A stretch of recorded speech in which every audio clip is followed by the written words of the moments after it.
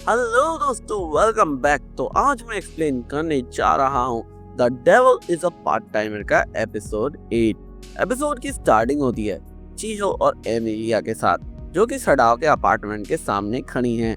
चीहो काफी ज्यादा नर्वस है क्योंकि वो पहली बार सुजुने से मिलने वाली है, जो कि सडाओ के लिए लंच बनाती थी। यानी कि वो जो उस दिन लंच खोला था उसने लास्ट एपिसोड में, उसे पता है कि वो सुजुने ने बनाया है, यानी कि उसकी नेबर ने। जिसके बाद वो अंदर जाती हैं और डोर बजाती हैं। चियो और एमिलिया देखते हैं कि उनकी डोर कोई और नहीं बल्कि सुजुने ने खोली है।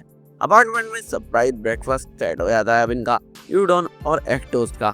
सुजुने कामली एक्सप्लेन करती है कि वो यहाँ पर सिर्फ काम में हेल्प करने के लिए आई थी क्योंकि एलिसियल की तबीयत सही नहीं है। और चियो उसे अंडरस्टैंड कर लेती है और वो उसकी कुकिंग स्किल्स की काफ़ी ज़्यादा तारीफ करने लग जाती है। ब्रेकफास्ट के बाद सुजुने वो कैजुअली बोलती है कि उसे जॉब की जरूरत है क्योंकि इसके मिनिमम खर्चे तो पूरी कर दे, यानी कि उसे भी एक पार्ट टाइम जॉब की जरूरत है। सडाओ सजेस्ट करता है कि अगर ऐसी बात है तो क्यों ना तुम मैकडोनल्ड्स में काम कर लो, वहाँ पे कुछ पोस्ट भी खाली हैं, वहाँ पर तुम्हें आसानी से जॉब मिल जाएगी। ये सजेशन चियो और एमिलिया थोड़ा शॉक हो जाती है ये सुनकर। सबके रिएक्शन प्राइसलेस होते हैं, मतलब सभी लोग ऐसा रिएक्शन दे रहे होते हैं कि ये इसने क्या सजेस्ट कर दिया पता ही नहीं। जिसके जवाब में सुजुने बोलती है कि हाँ ठीक है, मैं इस बारे में सोचूंगी, thank you for this option. और सुजुने बोलती है कि उसके पास कोई वेस्टर्न क्लोथ्स नहीं है, उसके पास बहुत ही ज़्यादा ओल्ड किमोनो वगैरह हैं और सभी के सभी कपड़े जितने भी है उसके पास यही ओल्ड जापानीज ट्रेडिशनल क्लोथ्स हैं। इसलिए वो एमी से कहती है कि क्या तुम मेरी हेल्प कर सकती हो कुछ वेस्टर्न टाइप क्लोथ्स के लिए। और एमी पहले तो थोड़ा नर्वस सी होती है पर फिर बोलती है कि ठीक है चलो, मैं तुम्हारी हेल्प करने के लिए रेडी हूँ। जिसके बाद वो दोनों शॉपिंग के लिए निकल जाते हैं और बचती है चियो। और एलिसन सडाओ से बोलता है कि आप चियो को उसके घर तक छोड़ आइए, और वो दोनों निकल जाते हैं। यानी कि सडाओ चियो को घर छोड़ने के लिए चला जाता है। वो अपनी बाइक के साथ जाता है। चियो पूछती है आखिरकार इस बाइक का नाम क्या है, और वो बोलता है इसका नाम दुल्हन है। और वो कहती है इस पर पीछे बैठने के लिए सीट क्यों नहीं है। सडाओ बोलता है कि वैसे नेसेसरी नहीं होती ना सीट, और अगर हम लगवा भी लें और कोई पीछे बैठा हुआ मिल भी जाए तो पुलिस 20,000 येन का चालान काट देती है। लेकिन यहाँ पर चियो किसी और इंटेंट में ही बोल रही होती है, वो थोड़ा रोमांटिक में बोल रही होती है। चियो काफी अच्छे से बात कर रही होती है। सडाओ से पूछता है कि तुम ऐसे मेरे घर पर आ जाती हो, तुम्हारे पेरेंट्स को मतलब कुछ गलत नहीं लगता। वो कहती है नहीं नहीं, ऐसी कोई प्रॉब्लम नहीं है, मैं कुछ बात छुपाती नहीं हूँ, मैं अपनी मॉम को बताकर आई हूँ कि मैं तुम्हारे पास जा रही हूँ, तो उन्हें कोई प्रॉब्लम नहीं है। और वो पूछता है कि तुम्हारे डैड को, और वो कहती है डैड तो ये बोलते हैं कि अभी से ही तुमने अपने लिए लड़का ढूंढ लिया जिसके लिए तुम खाना बनाना चाहती हो। यानी कि उसकी फैमिली काफ़ी ज़्यादा अंडरस्टैंडिंग है और उसे काफ़ी ज़्यादा फ्रीडम दे रखी है। उसकी ये सारी अच्छी बातें सुनकर सडाओ बोलता है कि तुम मतलब ऐसा कैसे कर लेती हो, तुम जानती हो ना कि हम दूसरी दुनिया से डीमंस है। और वो बोलती है कि हाँ मुझे अच्छे से पता है, और मुझसे एमिलिया ने भी बोला है कि मैं तुमसे दूर रहूं, पर ये मेरी चॉइस थी। मैं तुमसे पहले ही प्यार करने लगी थी जब मैं जानती भी नहीं थी कि तुम कौन हो और कहाँ से आए हो, और ये मेरी चॉइस होगी जब भी मैं डिसाइड करूंगी कि मैं तुम्हें चाहती नहीं हूँ। तो इसलिए ये मुझसे कोई भी नहीं छीन सकता, यहाँ तक कि तुम भी नहीं। अगर तुम चाहो तो तुम मुझे पसंद कर सकते हो, लेकिन अगर तुम पसंद नहीं भी करते हो तो मेरी पसंद को तुम खत्म नहीं कर सकते। यहाँ पर तो ये पूरा प्रॉपर रोमांटिक डायलॉग मार देती है। लेकिन शौक ये होता है कि जब वो ये सब बातें बोल रही होती है तो ये सारी बातें उनकी शिजुने सुन रही होती है, और शिजुनो को देखते ही चियो पूरी लाल हो जाती है। वो बहुत ही ज्यादा शर्मा जाती है और वो तुरंत सडाओ की साइकिल लेकर वहां से बहुत ही ज्यादा स्पीड में भाग जाती है। माँ वहां पर बिल्कुल शांत हो जाता है, उसे समझ नहीं आता कि वो क्या बोले, और वो सुजुने से बोलता है क्या मैं तुम्हें स्टेशन छोड़ दूं, तुम गलत रास्ते पर हो। एमिलिया सुजुने का वेट कर रही होती है। सुजुने वहां पर आ जाती है और बोलती है कि क्या मैंने ज्यादा देर तुम्हें वेट कराया। एमी बोलती है नहीं नहीं कोई बात नहीं, कोई बड़ी बात नहीं है। और वो इस तरह से शॉक बिहेव करती है कि क्या ये चीज़ है ट्रेन जिसमें हम अब चढ़ने वाले हैं। मतलब वो पहले कभी ट्रेन उसने देखी भी नहीं है। लेकिन इसके थोड़ी देर बाद एक इतना बड़ा खुलासा होता है जिससे सब लोग शॉक हो जाते हैं। एमिली उससे पूछती है आखिरकार तुम यहाँ इस सिटी में कैसे आई, मतलब मुझे समझ नहीं आ रहा, तुम कुछ भी नहीं जानती ज़्यादा कुछ। वो बड़ी कैजुअली बोल देती है मैं तो गेट के थ्रू डायरेक्टली आ गई थी।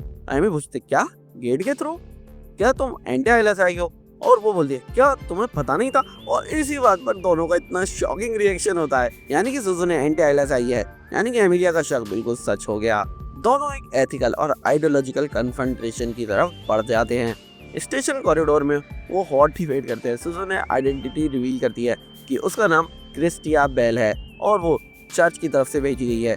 एमी कहती है कि उनका मिशन तो क्लियर है, सडाओ को स्टॉप करना है ना। सुजुने उससे कहती है कि हमें ऐसा लगा था कि एमिलिया हीरो डेविल से मिल चुकी है, इसलिए मैं यहाँ पर आई थी लेकिन मुझे तुम्हारी हरकतों से साफ साफ दिख गया जिस तरह से तुम बिहेव करती हो कि ऐसा कुछ भी नहीं है, तुम अभी भी डेविल के पीछे पड़े हुई हो।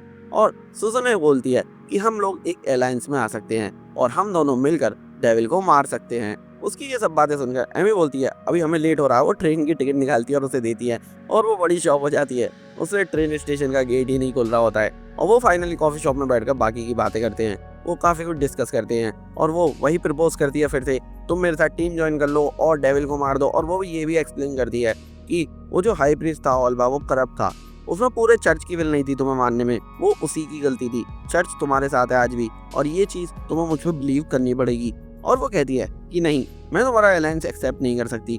मैं ऐसे कैसे बिलीव कर लूं कि चर्च के लोग इस सब में मिले हुए नहीं है, जबकि मेरे सामने चर्च के एक हाई प्रीस्ट ने इस शहर में इतनी ज्यादा तबाही मचाई थी कि मैं कुछ बोल भी नहीं सकती। अगर तुम्हें यकीन नहीं है तो तुम जाकर लूसीफर से भी पूछ सकती हो, वो तुम्हारे बराबर में ही रहता है ना, वो तुम्हें सब बता देगा।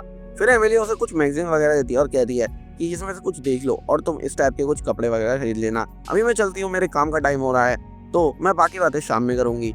जिसके बाद वो वहाँ से चली जाती है और फिर हम मैकडोनल्ड्स में देखते हैं शडाओ शिफ्ट लीडर बन चुका है। लेकिन एक कमाल की बात यह है कि उसके रेस्टोरेंट में कोई भी नहीं है, मतलब बिल्कुल खाली चल रहा है। एक्चुअल में वो जो उनके सामने नया रेस्टोरेंट खुला है SFC, उस पर उनकी 80% ऑडियंस जा चुकी है और उसकी मैनेजर साइड में खड़ी हुई अलग ही स्माइल दे रही होती है और वो कहती है कि मुझे नहीं पता चढ़ाओ तुम कैसे करोगे, कुछ भी करो कैसे भी करो, पर हमारे कस्टमर हमारे पास वापस लेकर आओ। और वो बोलता है कि ठीक है मैम, आप फिक्र मत कीजिए। और उसके थोड़ी देर बाद वहाँ पर एक आदमी आता है अजीब से दिखने वाला। वो बोलता है कि मुझे तुम्हारी मैनेजर से मिलना है। सड़ाओ बोलता है कि वो अभी यहाँ पर है नहीं, तो तुम मुझसे बात कर सकते हो। और वो बताता है कि ये लो मेरा कार्ड, और वो कोई और नहीं बल्कि उसी SFC रेस्टोरेंट का मैनेजर होता है। और वो बोलता है कि ये तो बड़ी अफसोस की बात है, मैं तुम्हारे मैनेजर से नहीं मिल पाया। वैसे मैं काफ़ी ज़्यादा बिजी हूँ, इसलिए मुझे थोड़ा लेट हो गया यहाँ आते हुए। और ये एरिया काफ़ी अच्छा है, यहाँ पर कस्टमर्स भी काफ़ी सही हैं। और तभी उसकी नज़र पड़ती है चियो पर। वो थोड़ा ठरकी टाइप मैनेजर होता है, तो वो चियो की तरफ जाता है और उससे बोलता है कि मेरे लिए एक मील बना दो। और ये वो बड़ी ही गुस्सा हो जाती है। जिसके बाद उनको ब्रेक मिलता है और सडाओ चियो से बोलता है कि मुझे माफ़ करना, मैंने उसे भगाया नहीं।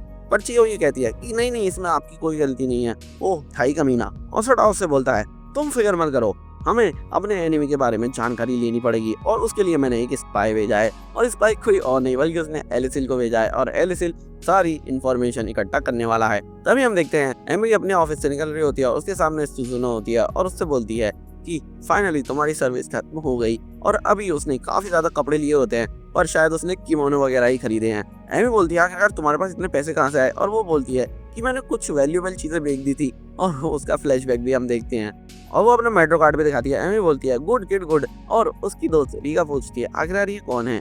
और तभी सुजुनो बोलती है कि मुझे पता है कि आपने मुझे मना करा है सडाओ से दूर रहने के लिए, लेकिन क्या आप मुझे वर्क प्लेस पर ले जा सकती हो उसके सडाओ के। और वो बोलती है कि नहीं, ये तुम क्या कह रही हो। रीका तभी सोचने लग जाती है कि ये तो लव ट्रायंगल का मामला है और उसे काफी इंटरेस्ट आने लग जाता है। और वो सुजुनो से कहती है चलो मैं तुम्हें वहाँ लेकर चलती हूँ। और वो उसे वहाँ पर ले जाती है और एलिसिल बेचारा पहुंच चुका है SFC पर स्पाइंग करने के लिए। और इसी के साथ हमारा ये एपिसोड खत्म हो जाता है। दोस्तों अगर वीडियो पसंद आई हो तो वीडियो को लाइक कर दो, चैनल को सब्सक्राइब करके वीडियो को शेयर कर दो और यार थोड़ा सपोर्ट दिखाओ मुझे।